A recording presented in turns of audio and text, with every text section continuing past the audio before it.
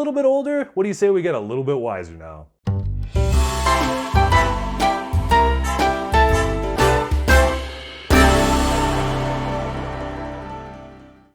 So, after a strong start to 2020, economic conditions have dramatically changed as COVID-19 is impacting all aspects of society. The economic impact is starting to be felt across many industries. Naturally, this includes the housing market. March sales activity started the month strong, but quickly changed as concerns regarding the spread of COVID-19 brought about social distancing measures such as no more open houses.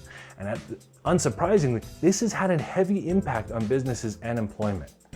Recently, Krebs' chief economist, Anne-Marie Lurie, was quoted as saying, "This is an unprecedented time with a significant amount of uncertainty coming from both the wide impact of the pandemic and the dramatic shift in the energy sector. It's not a surprise to see these concerns also weigh on the housing market."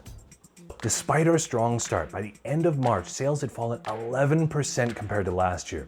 This drop in sales pushed March to the lowest levels recorded since '95. This can be highlighted when we look at all the number of showing requests. According to data provided by ShowingTime, which is the program we realtors use to schedule appointments, the number of showings has dropped by about 75%. This impact on the housing market will most likely continue and persist over the next several quarters. However, Calgary Real Estate Board's chief economist believes that measures put into place by the government to help support homeowners through this time of job and income loss will help prevent more significant impacts on the market. Helpfully, new listings dropped by 19% this month, and this decline in new listings caused supply levels to ease and helped prevent a larger increase in the oversupply issue. Overall, the months of supply remain at about 5 months, similar to levels recorded over the last 2 years.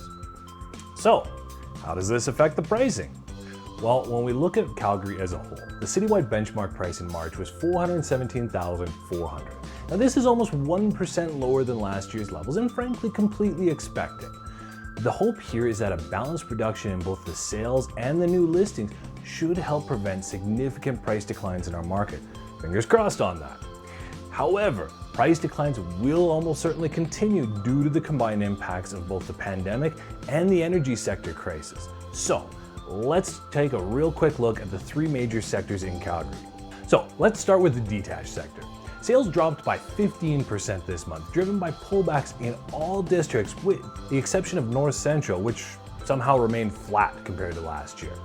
Now, the decline in sales was met with a larger decline in new listings, causing inventories to actually fall by 17% and keeping the months of supply slightly lower than last year's levels. Detached benchmark prices have so far remained relatively unchanged compared to last year at around $480,000, but that is likely to change.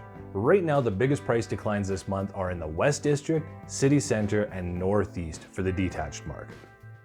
Moving into the apartment sector, with a total of 217 sales across Calgary in the month of March, this was actually the only category to record a year-over-year gain.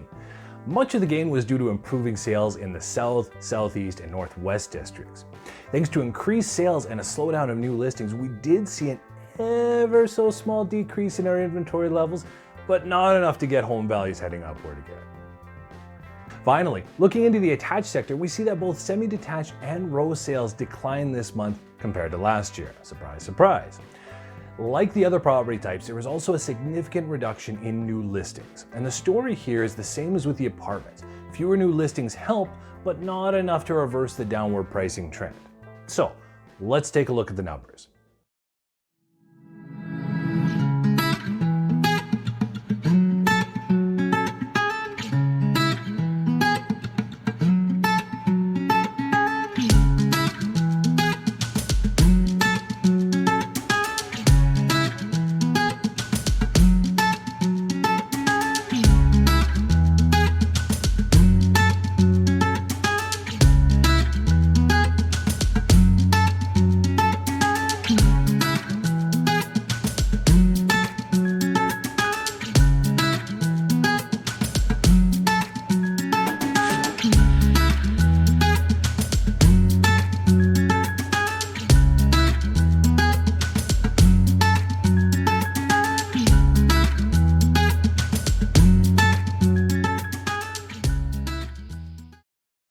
So what's the bottom line?